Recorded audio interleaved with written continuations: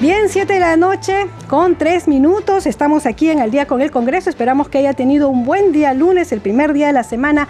A veces es un poco complicado. Y bien, como lo anunciamos, está con nosotros el presidente del Congreso de la República, José William Zapata, aquí en los estudios de Radio Nacional. Presidente, ¿cómo está? Muy buenas noches. Bienvenido al programa. Danisa, buenas noches. Gracias por la invitación. Sí, presidente, tenemos varios temas aquí que tratar con ustedes a lo largo de este tiempo. Esperemos que nos alcance porque tenemos el informe de la Comisión Interamericana de Derechos Humanos, algunos temas que se han visto en la Comisión de Ética, algunas denuncias, también tenemos las leyes que estamos dando, el trabajo de representación, en fin, es largo los temas que tenemos que tocar, pero empecemos con este informe de la Comisión Interamericana que ha dado, en principio reconoce el trabajo de las instituciones que actuaron rápidamente para devolverle la democracia al país luego del intento fallido de golpe del 7 de diciembre. Ha dicho la comisión, acá lo leemos, el 7 de diciembre del 2022, en horas de la tarde, el Congreso aprobó la moción de vacancia presidencial por incapacidad moral permanente, cesando así las funciones de Pedro Castillo como mandatario. Este hecho generó la sucesión constitucional establecida en el artículo 115 de la Constitución del Perú, habiendo asumido la presidencia constitucional la ex vicepresidenta electa Dina Boluarte. Entonces reconoce este informe, presidente, el trabajo del Congreso de la República que rápidamente actuó y se pudo superar esta crisis en cuestión de horas, ¿verdad? Sí, en efecto, lo reconoce la Comisión Interamericana de Derechos Humanos, la tarea del Congreso al respecto de lo que acaba de citar.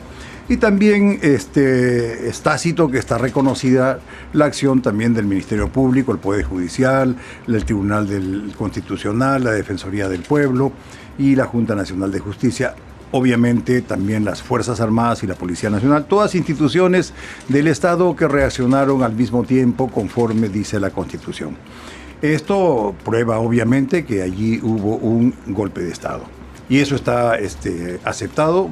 Si ahora por la comisión, yo creo que todos ya consideran que lo que hubo el 7 de diciembre del año pasado fue un golpe de Estado.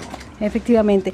Presidente, pero sin embargo este informe de la Comisión Interamericana ha sido un poco duro con respecto a las acciones del Estado para, digamos, mantener el orden en el país. Y ha dado, como le digo, términos muy duros que han sido un poco rechazados también por la presidenta Dina Boluarte. Sin embargo, en la víspera la presidenta da unas declaraciones. Ella dijo: yo puedo ser la jefa suprema de las Fuerzas Armadas, pero no tengo comando. Ya hoy día, en el transcurso del día, en una actividad pública, ha dicho que ella respalda el accionar de las Fuerzas Armadas y de la Policía Nacional. ¿Qué opinión tiene al respecto usted? Bueno, yo pienso que lo que la presidenta ha dicho el día de hoy es importante. La tarea de ella como jefe supremo de las Fuerzas Armadas es casualmente respaldar a las Fuerzas Armadas y a la Policía Nacional. Entonces ella es la líder o lideresa de las Fuerzas Armadas, de las instituciones tutelares, y no hay nada mejor que el líder sea quien respalde a sus fuerzas. Si no, no funcionan una serie de principios que están muy por dentro de las Fuerzas Armadas. Entonces creo que eso es útil, ¿no? Y al respecto y es muy bueno por la posición que tiene ella, por la autoridad que lleva y las responsabilidades que tiene el Ejecutivo y en el sentido de quien dirige el gobierno y también las tareas que tienen las instituciones, en este caso las Fuerzas Armadas y la Policía Nacional. En lo que se relaciona a la Comisión Interamericana, yo también, como muchos peruanos, no estoy de acuerdo con el sentido general del informe de la Comisión. Por ejemplo, en aquellos términos relacionados con masacres, ejecuciones extrajudiciales. A referirse al caso en Ayacucho, ¿verdad? Sí, a las muertes que hubieron. Obviamente de que todas ellas tienen que ser investigadas. El Ministerio Público tiene esa responsabilidad, el Ministerio Público debe terminar el asunto definiendo responsabilidades individuales o como corresponda. Pero de ahí a que se digan que han habido ejecuciones extrajudiciales y masacres, eso yo creo que es excederse, ¿no? También considero que el informe es sesgado y tiene intromisión también sobre lo nuestro, cuando se refiere de que el Ministerio Público debe hacer la investigación asesorado o darle el pase a una comisión multinacional que puede investigar los hechos. El Estado peruano con el Ministerio Público tiene la suficiente capacidad para poder llevar adelante las investigaciones. Verlo por vía interna, digamos. Por supuesto, verlo por vía interna y solucionar los problemas. Eso es un poco atentar contra la soberanía nacional al pedir que esto sea de esa forma. Yo creo que sí, también tiene una carga ideológica la Comisión Interamericana. Nosotros estamos adscritos, ¿no?, al convenio. Obviamente a la Corte, claro, sí, a la Corte y a la Comisión y a la Corte, porque son dos órganos dentro del sistema de derechos humanos de la OEA, y el Estado peruano debe dar una respuesta que supongo que debe hacerla en las siguientes semanas. Ya dio una conferencia la presidenta al respecto, ¿no? También ha rechazado justamente lo que usted señala, ¿no? Tema de los términos extrajudiciales, ¿no? Sí, yo creo que puntualmente a este tema. En eso debemos ser firmes, ¿no? Porque respaldamos a las Fuerzas Armadas tuvieron un papel muy importante. Obviamente que si hay algún exceso, eso tiene que ser visto en la vía judicial, ¿no? Bueno, algo que dijo la presidenta también ayer era que no se esperaba una reacción tan violenta, ¿no?, de ciertos sectores en la población, ¿no? Exacto. Ese es un aspecto muy importante. Lo que nosotros hemos visto en las manifestaciones son pedradas, son pedazos de adoquín que han sido lanzados, palos, bombardas, y toda clase de instrumentos contundentes. No se ha visto antes tanta violencia, y si nosotros los comparamos con otras manifestaciones, ¿no?, por reclamos que hacen otros países, llegan a cierta violencia, sí, ¿no?, pero luego de pasar por unas fases que tienen, que son más tranquilas.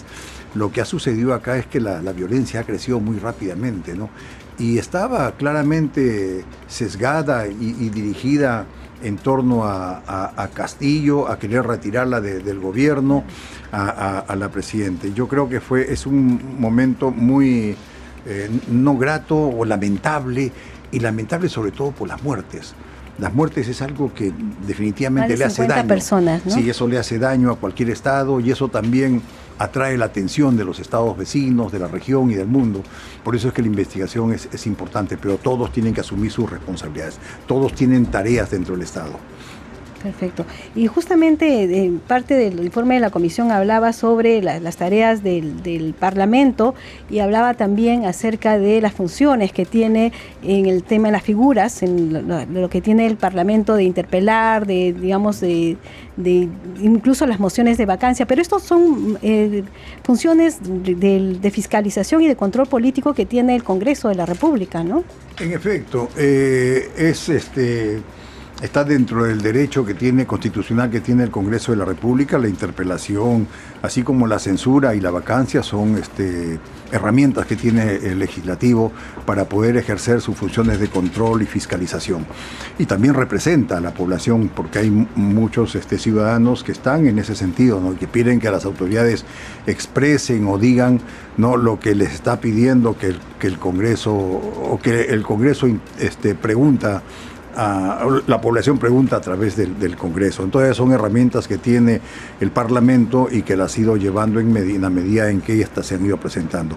Está claro de que los ministros y funcionarios que estuvieron en el gobierno de Castillo tenían muchas debilidades, limitaciones también, y algunos que estaban cerca a asuntos de carácter de tipo corrupción, del tipo de la corrupción.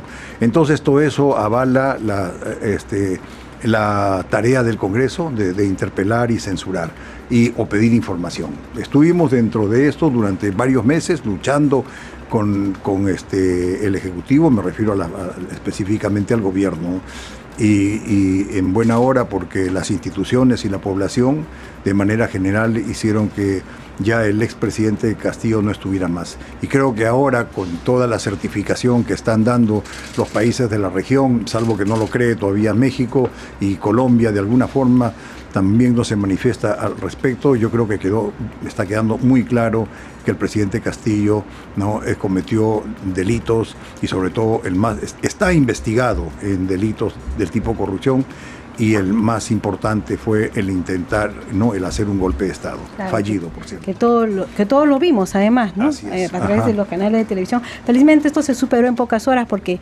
todos teníamos la incertidumbre, creo que es lo que afecta mucho a la sociedad, ¿no? Sí. Presidente, también hay investigaciones y bueno, hay que decir que no siempre en labor de fiscalización va para el exterior, es decir, para el Ejecutivo, los gobiernos regionales, gobiernos locales. También hay investigaciones dentro de la Comisión de Ética. Algunos parlamentarios, ha habido unas denuncias sobre recorte de sueldo. Justamente hace unos minutos ya la Comisión de Ética aprobó iniciar indagación preliminar en contra de la congresista Hilda Portero por presuntamente haber utilizado aportes de sus trabajadores de confianza para realizar donaciones. Igualmente, iniciar indagación preliminar congresista José Arriola, y hay otras investigaciones. Usted ha rechazado estos recortes, ¿verdad? Sí, hace unos días me preguntaron por los recortes. Obviamente que todos requieren una investigación y mientras no se pruebe lo contrario, pues ellos tienen la posibilidad de poder defenderse en la Comisión de Ética y posteriormente en lo que venga.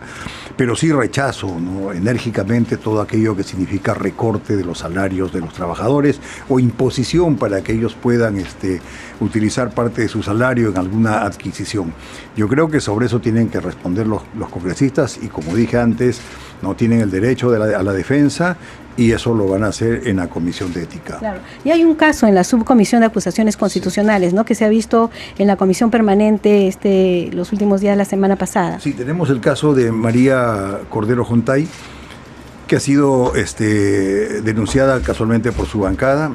Eso ya está en la Comisión Permanente y debe pasar ya en los próximos días o cuando haya un consejo directivo al Pleno del Congreso. Sí, congresista, también este fin de semana había una denuncia de unos programas dominicales con respecto a una donación de sillas sí, que según el informe, la congresista Marlene Portero recibía la donación de sus trabajadores, del sueldo de sus trabajadores, y hay otra denuncia acerca de lo que legisladores solicitaron reembolso de combustible en días que no cumplían funciones. Justo esto también se estaba viendo ahora en la Comisión de Ética. Sí, es cierto. Voy a comenzar por el combustible. El reglamento del Congreso dice de que los congresistas tienen derecho al uso de la gasolina. O sea, allí ellos están en lo correcto al pedir la gasolina. Pero esto es para congresistas que están básicamente en lugares donde no hay aeropuertos. Por ejemplo, Ica, Ancash y Lima Provincias y otros lugares. Entonces ellos no pueden hacer uso de esos pasajes que da el Congreso para que puedan trasladarse y hacer sus actividades de control, de fiscalización y de representación, que son no necesariamente en la semana de representación. También pueden ir en otro momento cuando de repente hay una desgracia, un desastre natural, o un asunto muy grave, y ellos los obligan, o estos temas de las lluvias y las inundaciones, o cualquier otra cosa que suceda fuera de la semana de representación, y ellos, como es lógico, tienen que correr al lugar de donde han sido elegidos para poder ver lo que sucede, claro, y ser los intermediarios hacia el gobierno nacional. Entonces, por eso es que tienen el derecho a esos pasajes.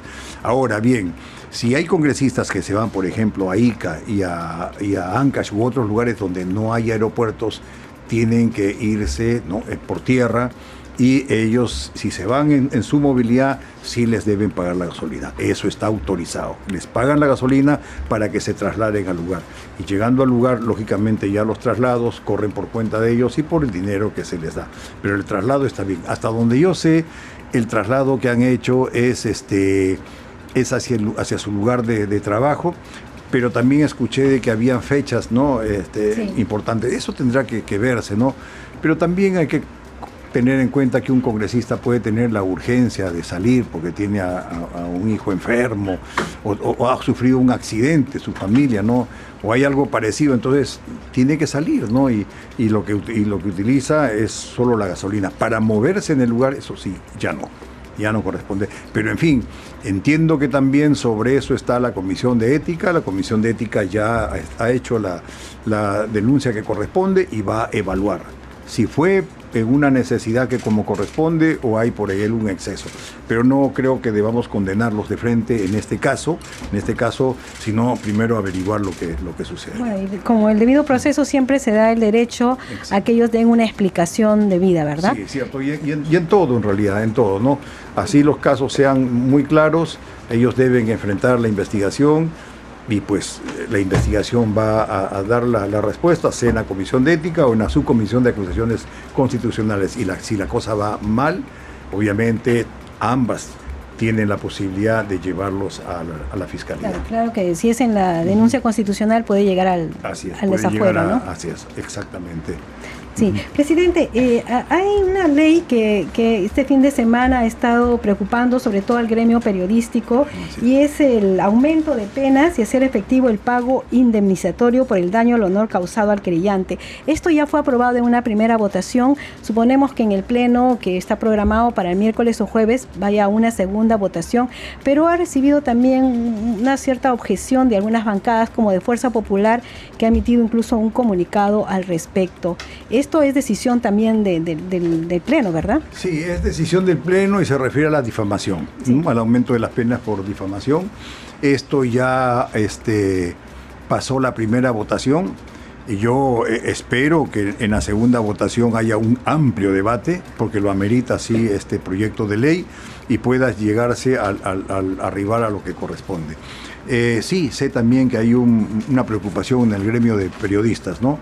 Porque temen de que pueda ser mal empleado de alguna forma. Y yo creo que están en lo correcto en su preocupación. Pienso que el debate que debe haber va a ser importante. Sin embargo, también hay que tener en cuenta que la difamación es algo delicado para todos, ¿no?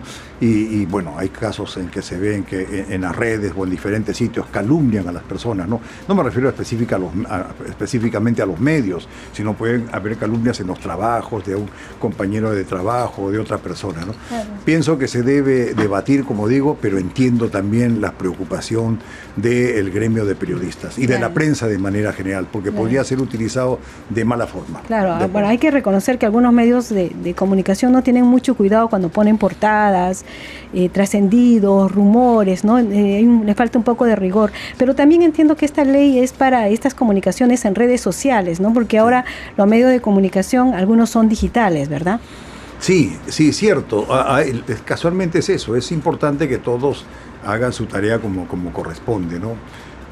Hay muy buenos periodistas, pero sí, claro, también posiblemente hayan algunos que no hacen su tarea como corresponde.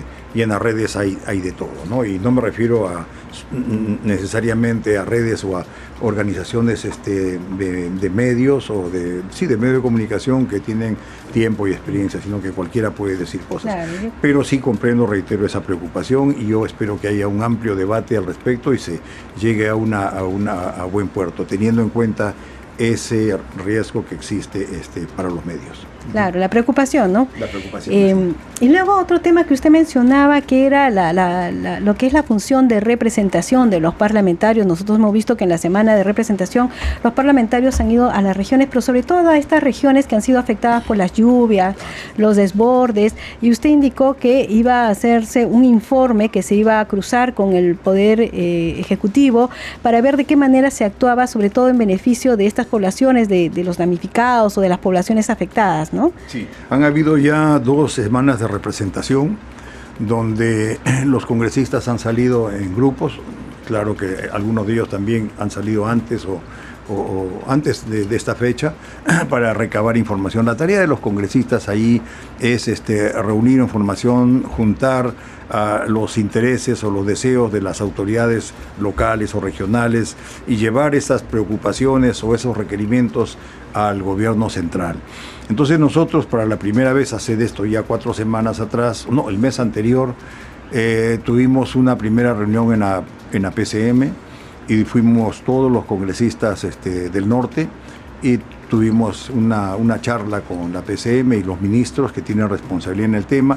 Les hicimos conocer todos los requerimientos de la población, asimismo ellos hicieron un informe de lo que estaban avanzando. Ahora llegó la segunda vez en esta última semana de representación y nuevamente los congresistas ahora han ido a ver, ¿no?, cuál es el estándar o cuál es el lugar donde se encuentra, la línea de base con la que comenzaron, si es que han mejorado en relación a las acciones del Ejecutivo, y también ellos siguen en la misma tarea. Cada uno de los congresistas hace su informe, nosotros recabamos esta información, la reunimos y se la hacemos llegar al Ejecutivo, para que le sirva al Ejecutivo a tomar las decisiones o mejorar estas. Y también es un trabajo donde coordinado con los gobiernos regionales y locales, ¿verdad? Sí, obviamente esa es una tarea muy importante. Los gobiernos locales y regionales necesitan hacer acciones conjuntas, por eso es necesario que se junten.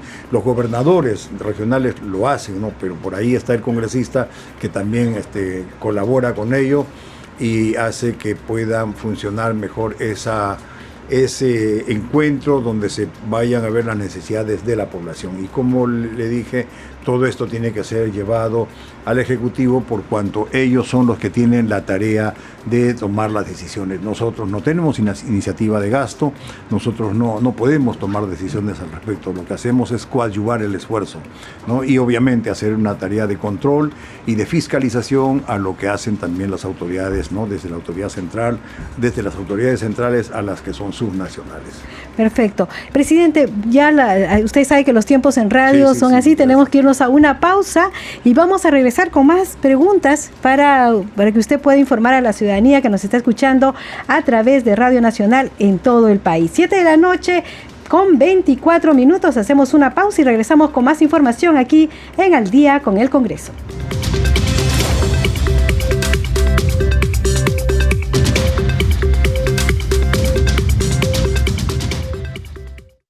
7:00 con 29 minutos. Seguimos aquí en Al Día con el Congreso, en los estudios de Radio Nacional. Tiene la gentileza de acompañarnos el presidente del Congreso de la República, José William Zapata. Muchas gracias por darnos unos minutos más para seguir respondiendo las interrogantes que la ciudadanía desea conocer respecto a la opinión del presidente, del titular del Legislativo. Gracias. Justamente nosotros dimos que el miércoles 10 a las 3 de la tarde y el jueves 11 de mayo a las 9 de la mañana sesionará el Pleno del Congreso. Hay temas en segunda votación, hay temas que se vienen dando, pero hay autógrafas que también usted ha firmado en las últimas semanas, por ejemplo, en la ley que fomenta la inversión pública regional y local con participación del sector privado. Esta es de la Comisión de Descentralización, ¿verdad? Así es de la Comisión de Descentralización. Hay proyectos de ley, dictámenes que van a convertir en leyes que son muy valiosos, ¿no? Yo puedo recordar aquel que mejora la atención de los pacientes oncológicos, el que acaba de decir que fomenta la inversión pública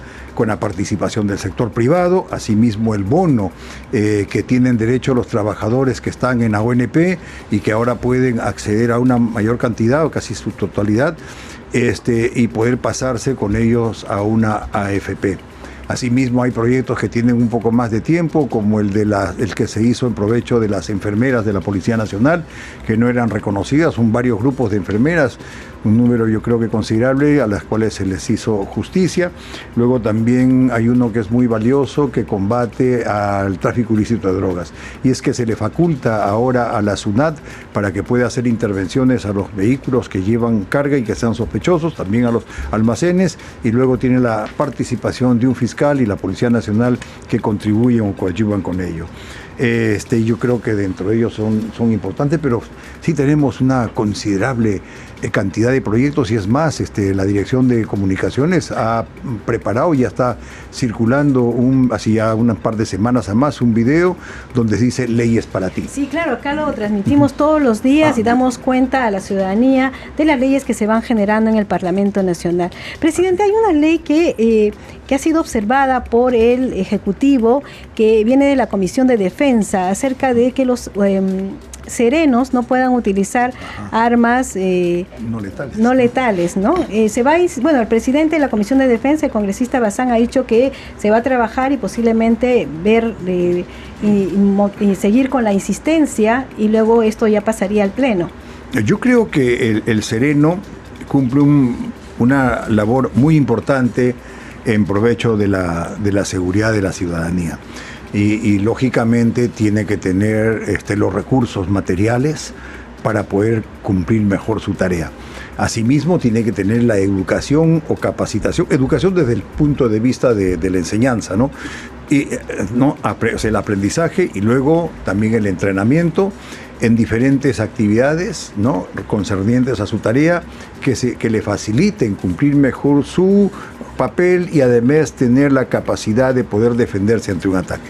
En ese sentido, en lo personal, creo yo que los chalecos, ¿no?, les van a ayudar, asimismo las marrocas también son gas útiles. Pimienta también, ¿no? El gas pimienta y los bastones. El gas pimienta, y bueno, en sí todos ellos necesitan un entrenamiento. Me refiero a estos artículos, claro.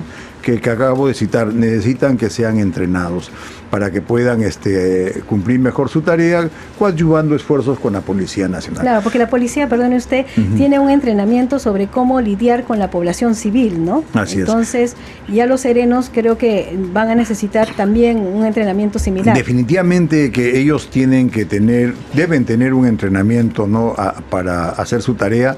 Yo creo que ellos deberían... Hay una escuela de serenos que no tiene las capacidades como para poder llevar adelante la preparación de serenos, ¿no?